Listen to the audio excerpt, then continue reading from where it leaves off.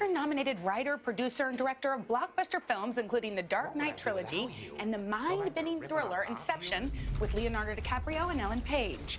And more recently, the sci-fi epic Interstellar. And Mark Rylance is an Oscar-winning actor known for his role as Rudolph Abel in the film Bridge of Spies. And last year, he provided the voice of the big friendly giant in the family film The BFG. Well, now they have joined forces in the new film Dunkirk about the heroic British troops and citizens called into action during World War II. Earlier this week, I caught up with them both to talk about it. Aren't you waiting on the Navy? They've asked for the Moonstone, they'll have her. And her captain. And his son. Thanks for the help, George. What are you doing? You do know where we're going? France. Into war, George. I'll be useful, sir. Christopher and Mark, good morning. Good morning.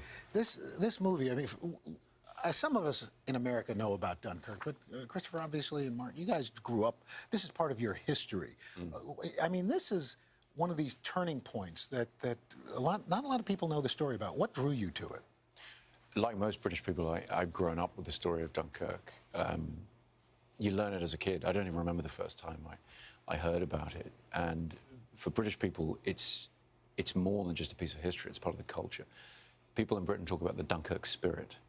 You know, that's something really about human spirit, about coming together in the face of adversity. And it comes from this incredible event in 1940. Almost 400,000 British soldiers stranded on the beaches of Dunkirk. It's too shallow for the big ships to get in. Yeah. And so individuals were called upon, individual mariners and weekend yachtsmen, to bring their ships to try to bring these guys off the beach. And Mark, you play one of those sailors, a gentleman with a son. I don't think he'd even call himself a sailor. I know. And what was that like, inhabiting that character, knowing that you don't know what you're going to be going into?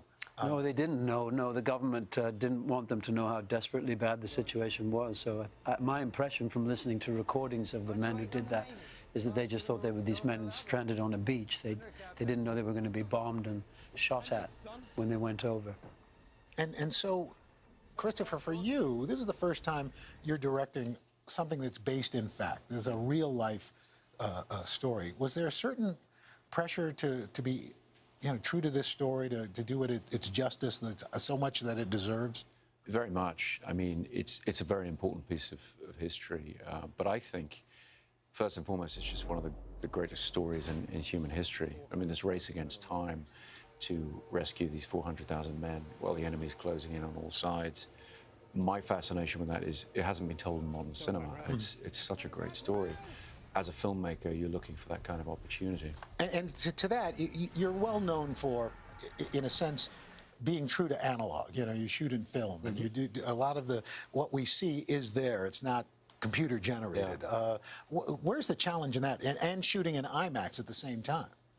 Well, there are a lot of physical challenges to the film. The story is divided into land, sea, and air, and each of these story strands had unique challenges. On land, we had thousands of extras and very difficult weather conditions to deal with. On the sea, you know, Mark and his crew, we were all stuffed in this small boat for weeks at a time out in the real elements. And then for the aerial sequences, we used real planes, really dogfighting, you know, against each other. And we got the huge IMAX camera. We found ways to get it out on the boats, get it underwater, get it stuffed into the cockpit of a Spitfire. I mean, that was really the challenge of it. And of course, Dunkirk hits theaters tomorrow. It is amazing. Phenomenal. Can't wait to see it. Yeah, you gotta go. Back in a moment, but first, this is Today. Hello, Today fans. Thanks for checking out our YouTube channel. Subscribe by clicking that button down there, and click on any of the videos over here to watch the latest interviews, show highlights, and digital exclusives.